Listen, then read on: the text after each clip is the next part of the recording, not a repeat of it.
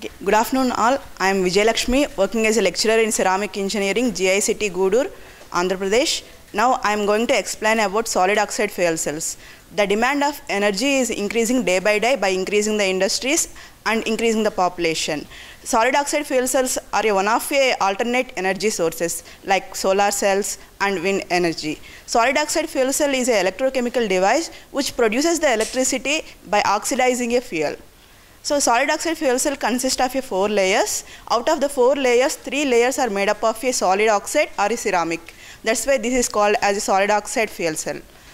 Solid oxide fuel cell consists of basically 4 layers. So out of this, one is a cathode, and the second one is a electrolyte, third one is anode, and fourth is a interconnect.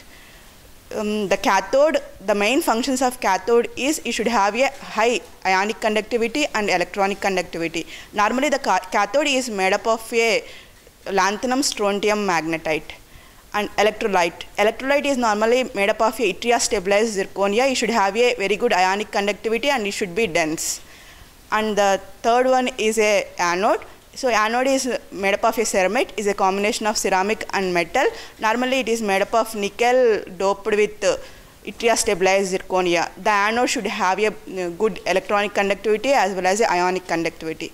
And the interconnect is made up of a metal. You should have a good electronic conductivity. So the air enters at the cathode and the fuel enters at the anode. So the air enters at the cathode. Oxygen in the air will get reduced by absorbing the electrons from the cathode and forms as oxygen ions. These oxygen ions diffuse through the electrolyte to the anode. So where in the anode the fuel enters at the anode and it absorbs the oxygen and it releases the heat and H2O as well as the 2 electrons. These 2 electrons will go to external circuit where it will do some work, and then again it will enter into a cathode, and this cycle will be repeated.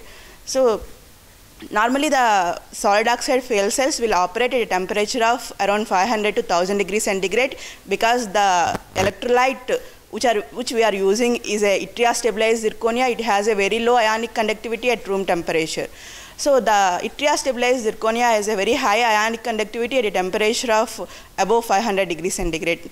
That's why the solid oxide fuel cells are normally operated at a very high temperature like 500 to 1000 degrees centigrade. So the main advantages of using solid oxide fuel cells are it has a very high efficiency. The efficiency of solid oxide fuel cells are around 90%. Like heat engines, the heat engines are normally followed the Carnot cycle, which has a efficiency of only 30%. Whereas coming to the solid oxide fuel cells, it will not follow the Carnot cycle. So the efficiency of solid oxide fuel cells are very high, and it has a very long stability, low cost, lightweight. It will not emit any other poisonous gases. And the major disadvantage of using solid oxide fuel cell is it has to operate at a very high temperature, because at a high temperature only the oxide electrolyte will conduct the oxygen ions will diffuse through the electrolyte. At low temperature it will not do. So that's why the solid oxide fuel cells normally it will operate at a very high temperature. So compared to the normal conventional fuels are normally a naturally available materials, and it will be get over by a few years. So we have to find out some other alternate energy sources, and out of this the solid oxide fuel cells are one of the best energy sources. So the solid oxide fuel cells are mainly, it can be used in moving vehicles and as well as stationary power plants. So each cell normally it has a thickness of a few mm only. So the number of cells are connected in a series in order to get a SOFC stack. So this is about today's class. Today we have discussed about the solid oxide fuel cells and the advantages and disadvantages of solid oxide fuel cells. Thank you very much.